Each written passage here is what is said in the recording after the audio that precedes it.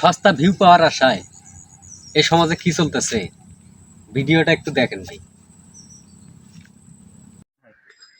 তোমার কি হয়? স্বাস্থ্য বোন। স্বাস্থ্য বোন? হ্যাঁ, নিজের স্বাস্থ্য বোন, নিজের স্বাস্থ্য বোন। আমার বাসা ওর বাসা। তুমি এইভাবে হাত ধরিয়া টানা হাসরা কেন করতেছো? কি আঙ্কেল টানা হাসরা করছি আমি? টানা হাসরা কেন করতেছো? টানা হাসরা করছি। এদিকে তাকাও। টানা হাসরা করে নাই, হাত ধরে নাই। আমি হাতটা এদিক দিয়ে ধরেছে, পিছনে একটা হুজুর ছিল, ওই হুজুরটা কইরা হ্যাঁ আপনারা সিনক্রেট করেন রাস্তার মাঝে।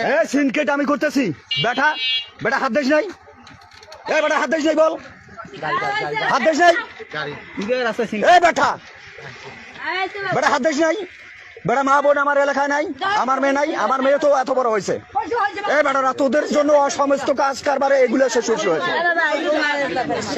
হ্যাঁ কি কারণে তোমাকে এইখানে থাকো? তোমার অভিভাবকের নাম্বার দাও, তোমার অভিভাবকের নাম্বার দাও।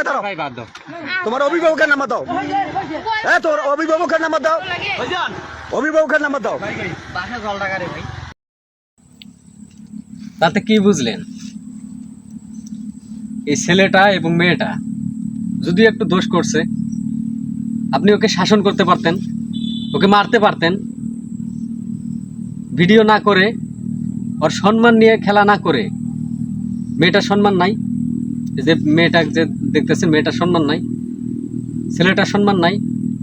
ছেলে মানুষ, মেয়ে মানুষ, অল্প বয়স, এই বয়সে ভুল ত্রুটি হতেই পারে, স্বাভাবিক বিষয়।